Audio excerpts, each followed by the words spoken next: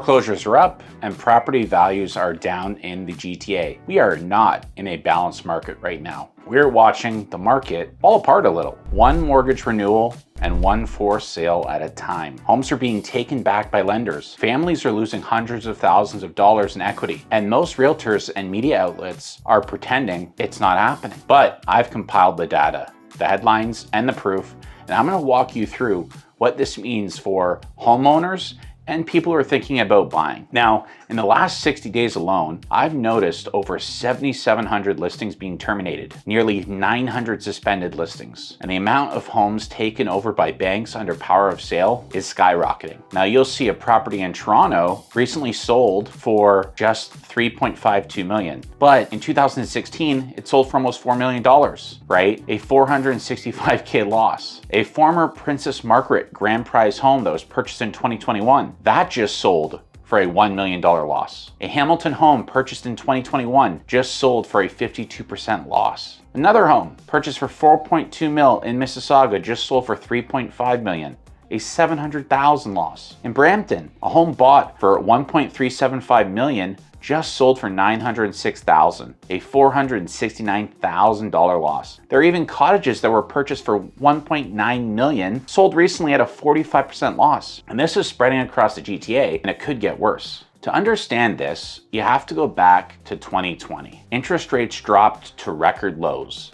Money was cheap, buyers flooded the market, and home prices exploded. So what's happening now? Well, there are a few factors we're gonna discuss, but the biggest factor is mortgage renewals. You see, there are over 1 million mortgages that will come up for renewal in 2025 and 2026 across Canada. And 60% of those homeowners are gonna face much higher payments, many of them really high. And you're talking about people who got COVID low interest rates, and now they're looking at an extra potentially $800 to $1,500 a month to their mortgage payment. So in the same economy where you can't leave a grocery store in the Greater Toronto Area with a small bag of items for less than $100 these days. In a province where we have a tax on everything we buy, and we have high income tax rates, right? Where an economy where tariffs have investment in Canada at a standstill. Frankly, it's Add to that, pandemic savings are gone. Consumer debt is up. We've got household budgets that are being squeezed by inflation. I saw an apple the other day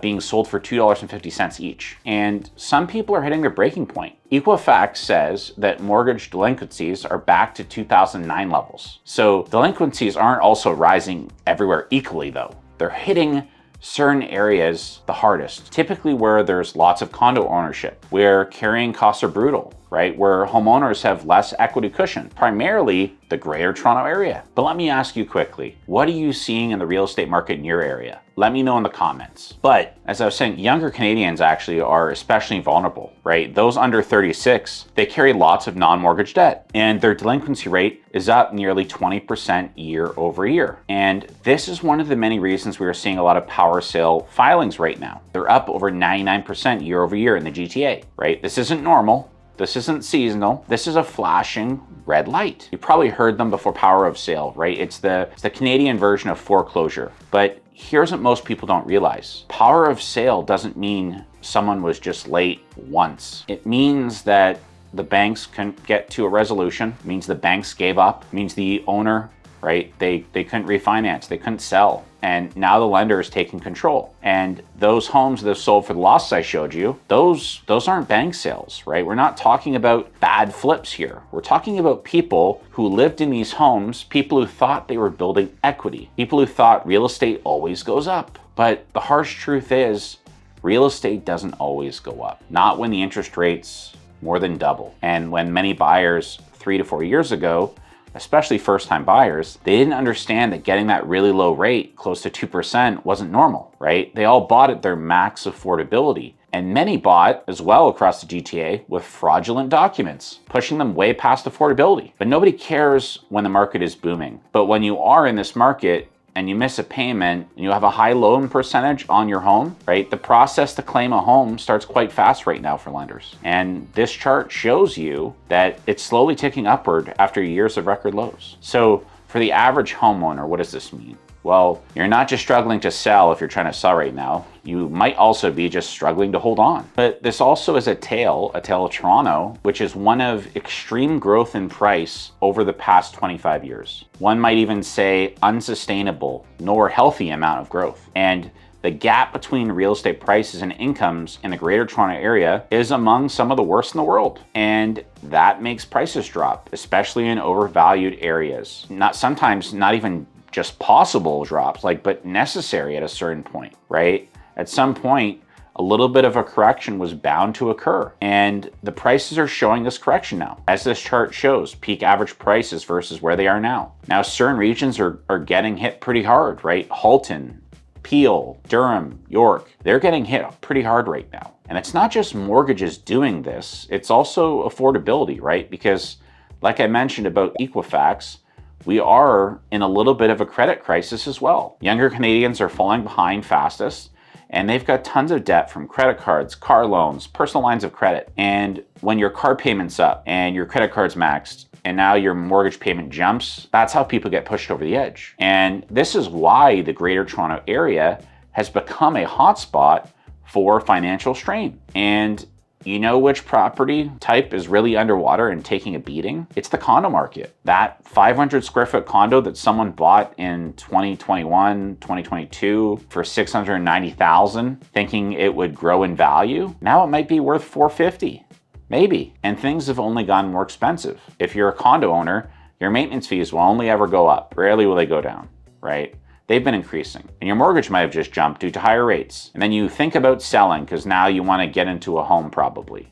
But the market's flooded. Condo listings have surged and you've lost equity. And that urgency you felt when you bought, buyers aren't feeling that right now, which is why the new reality for many condo owners is this. A lot of them are trapped, and there are many signs pointing to possibly further depreciation coming. So if you're looking to move into a home or relocate or even cut your losses, you might want to do it sooner than later. Now, we are seeing a surge in condo inventory. Pre-construction market is essentially dead right now for condos. I believe only over 100 sold in the last month.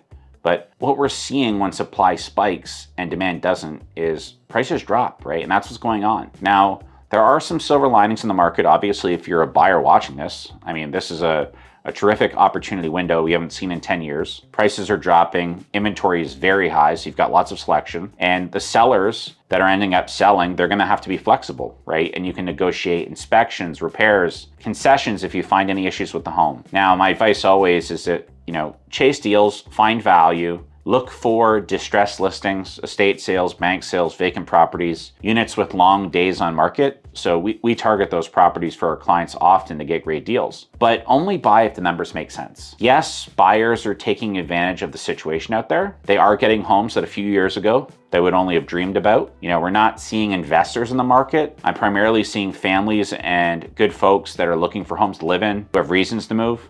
When I say reasons to move, I mean like starting a family, getting married, buying their first home, downsizing, upsizing, or relocating. And these are reasons to be in the market. If you're looking at things purely from an investment perspective and you want to flip or you need future appreciation quickly to make the numbers work, I think you have to sit on the sidelines still and wait for things to play out. There's a lot of uncertainty, and so buyers are getting a discount because of that uncertainty. But if you're doing that, I would run the math, might wait a little bit. You plan to live in the unit for at least 3 years. I think for those reasons I gave you, if you're looking to make a move and you're not trying to leave within a year or two, I think it makes sense. We've seen many buyers recently get some amazing properties way under asking. Now, on the other hand, if you're a seller right now, you need to have a great strategy. You can still protect your equity and potentially get out before your rates renew, if they're going to renew at a higher rate, especially if your mortgage is coming up for renewal in the next 12 months. And you're a little bit scared about it, I would say start preparing now. Talk to your mortgage broker, run worst case scenarios, and if it looks unmanageable, act early. If you're ever a buyer or a seller who wants to talk strategy, you can reach out to me through the links in the description. But until next time, hit the subscribe button and the like button, and I appreciate you. Take care.